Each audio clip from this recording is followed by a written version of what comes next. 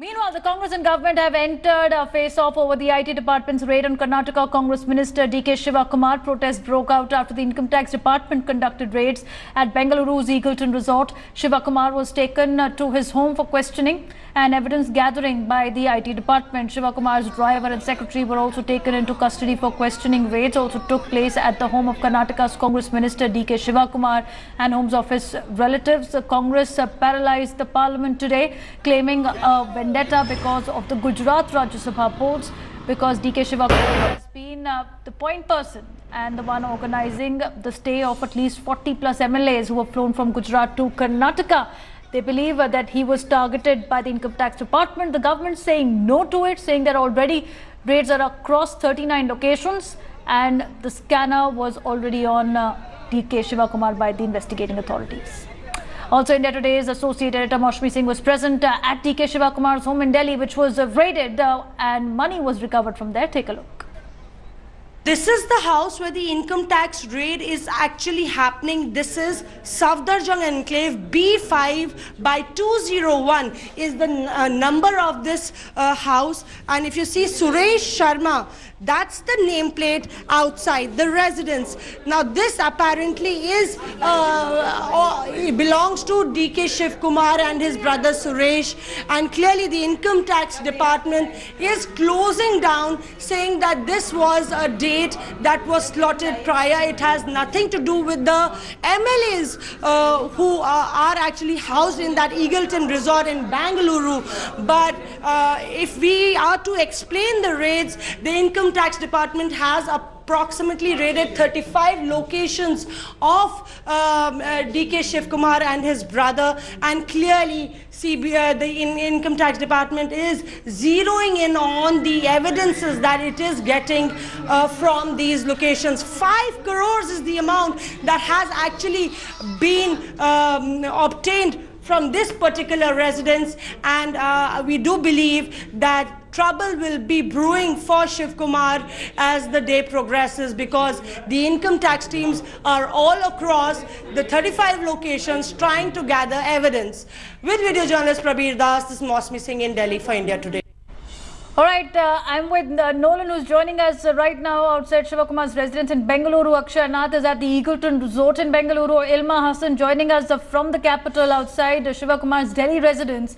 Let me go across to Ilma first. Ilma, take us through whether the raids are still on, and also what sources are saying that there was several incriminating documents that have been recovered.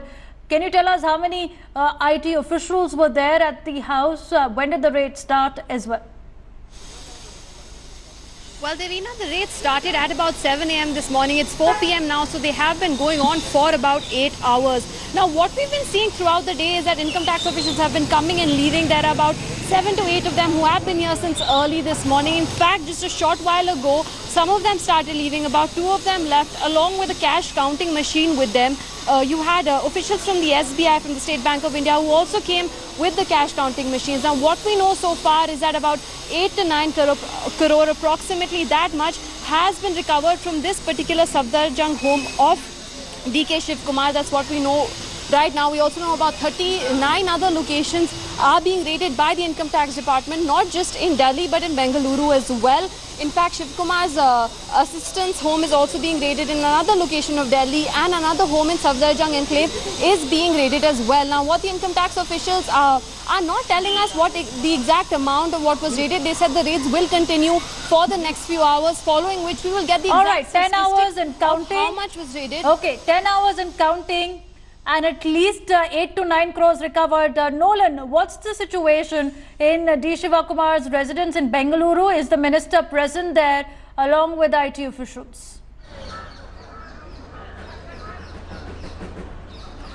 Well, in fact, Devina, we must remember it started at 7:15 in the morning. It was only, say 10 minutes close to 12 that he was brought over here by the IT sleuths in a private vehicle, a public vehicle, that is a taxi. now we are getting information that he keeps coming out in and out. In the afternoon, he also came onto his balcony. He came there, he waved at everyone, he showed the Namaskar sign. Basically, his body language was, you can clearly see, it was fantastic to say the least. And it's sort of the body language that he showed was that, you know, come what may, I'm not going to be bowed down or cowed down by this. Okay. However, we must remember that the raids are still going on, and while this is going on, Chief Minister Siddaramaiah has also tweeted on a particular aspect. Now, in his first tweet, the CM has said, the IT raids aimed at my cabinet colleague DK Shivkumar is clearly a political conspiracy. The use of central paramilitary forces in an IT search is condemnable. In fact, you can clearly see some of the central armed police forces stationed over here.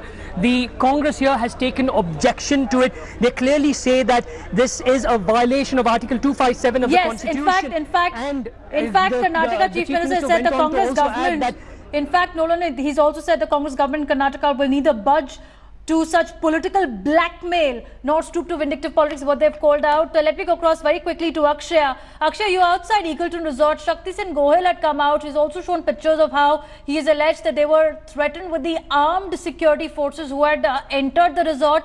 The government saying they'd entered the resort to get the minister to question him and get him back to the residence where the raids had started. What more details are you getting from inside the resort where Gujarat MLAs are housed currently?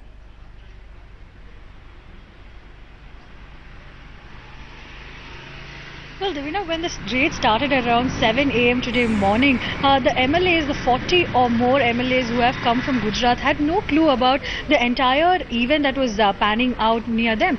But later on, they saw the video of how armed CRPF officials were there along with these IT officials, and that has given a kind of an annoyance among these leaders. They're saying that this is a kind of fear-instilling politics that the BJP is tendering to, and this is not something that they can accept, and they're saying that democracy should go on. In fact, you know, he has come out and he's even asked for the Supreme Court to take a sumo to case and give a acting judge of the Supreme Court to come and visit them and stay with them here. So they're saying that they need their privacy, they need the democracy to go on, and that is what these leaders are saying right now from inside here. All right, Nolan, Akshaya, Elma, thanks for connecting the dots for us. 7 a.m. when the raid started. We'll keep coming.